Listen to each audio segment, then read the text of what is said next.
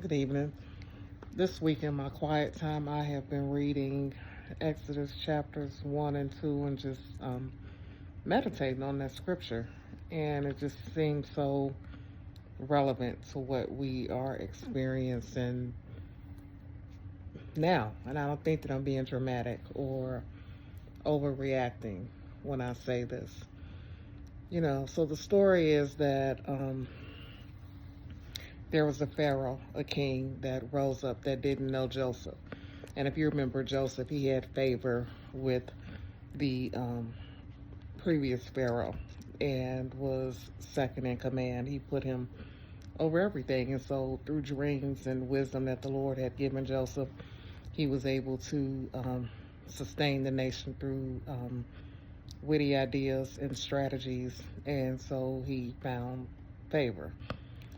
Um, so, fast forward to the book of Exodus, there was a pharaoh that rose up that did not know Joseph or respect what he'd done previously. But instead, this Pharaoh was envious of the Hebrew people. And because he was envious, he uh, embraced the idea that if they become too numerous in number, if they become too many, if they grow in number, then if we have a war, they will side with our enemies. So the Pharaoh, his purpose, he was trying to suppress that. And so he came up with this idea that we will set taskmasters over them. We will, in other words, slave drivers. We will have them do more hard labor in less time and not give them the equipment that they need to do the work. The burdens and requirements were unreasonable for them to keep up with what the Pharaoh was wanting them to do. But even in that, we see that they continue to multiply. But also, as they were doing the work, they were also crying out to God. Uh, like, Lord, do you see our oppression? Do you see what we're going through? We are, using today's term, we're being abused. This is um, this is an abuse of power. Um, this is unreasonable. We have a difficult boss, a difficult taskmaster, a difficult administration, and the people we are crumbling are going to crumble up under the weight of this um, inhumane treatment and regime. And so, as you continue to read, you see where God responds when he's telling Moses, I have heard the cries of my people, and I'm going to respond.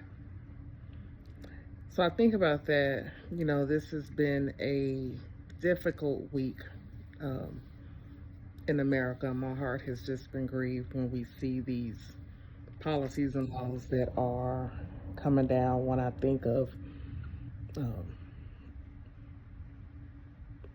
individuals with disabilities, as I have a daughter with disabilities, and what that could look like should something happen to Department of Education. Even I was looking on the government website, and some of the site has been taken down where you can learn about 504 and those plans, those benefits that are protected under the Civil Rights Act. Um, Even treatment of, migrants and things like that. And so,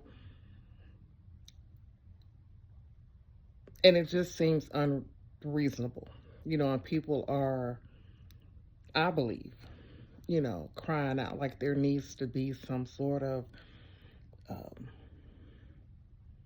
reasonable accommodation, if you will, but the people that don't have the little people, if you will, vulnerable people, are not in office and don't have the power. It's um,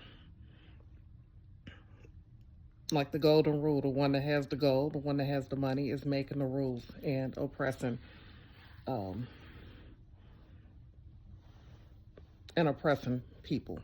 And people are really hurt and crushed by it. And even when you think of like diversity, equity, and inclusion, those supports, those safety nets to help, um, so that individuals, minorities, diverse individuals can have an opportunity in America to for a job, employment, promotions, all those things in one swoop have, it's no longer. And so people are grieving those losses and are worried and concerned, but I want to continue to continue to cry out to God, continue to cry out to God, and also you be a voice and be an advocate for yourself and those that are in your proximity. You know, when I vote, I think of the um, least of these and try to vote in their best interest. That's just how I'm been. I'm a social worker, so that's just kind kind of my makeup, how I roll. But my point is, I think about also later on in the story when God sent Moses continually to Pharaoh, and instead of Pharaoh listening, instead of him responding well to the pleadings of Moses, which is the voice of God, let my people go. Instead, he hardened his heart and continued to become even more harsh. And so those things. And so I just feel like so much of what I'm seeing is paralleling that, where God has sent warnings. Um, he has sent um, asking this, uh, asking them to show mercy, to show compassion on the least of these. When I think of the Bible as a whole, I hear God being a God for the oppressed, Him being a God for the vulnerable, you know, and that's the gospel. He came to set the captives free and to heal the brokenhearted and bring healing to the sick. His heart has always been for uh, vulnerable and oppressed populations, and we see that so well when we, read in the book of Exodus. And I would encourage you to meditate on that scripture, think about it, and see if you pick up on some things. But just wanted to encourage you with that, and trust that God is up to something big, but He also needs partnership with humans here on earth. There's a part that we play, and whatever that advocacy needs to look like for you. But continue to let your light shine, and He'll be with you. He'll be your voice, just as He was with Moses when he was speaking truth to power. And it will be, I trust that it'll be the same, It's something because God puts things on your heart, and maybe for like, Lord, send help. But a lot of times, like, okay, well, I gave you the burden, so you're going to be the help. I'm going to go with you. You do what I'm telling you to do. So even doing this video was a step of faith, if you will, for me, because I'm all like, Lord, send somebody. Like, okay, turn on your camera and you be somebody, and you do it. But anyway, my heart, like I said, has just been grieved this week with what I'm seeing. And I just feel like that's a collective sentiment for so many right now. You know, so much is up in the air. So many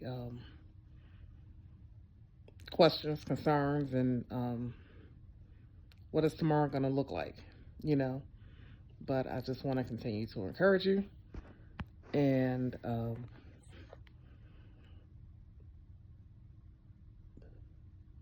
like I say, cry out to God and also be an advocate. Continue to be an advocate. Speak up for those that can't speak for themselves. All right. My name is Shamika Cherry Jackson, and I am a um, life coach to special needs families that are navigating this journey as well. I, yeah, so anyway, if you want to join my email list, you can download a free copy of my ebook and peruse around in my stand store. And also, I have coaching times available if that's something that you would like to do. I'm also a licensed clinical social worker, but I'm not offering therapy. I just do life coaching sessions. And so, anyway, feel free to check out my page. Have a good night. Thanks.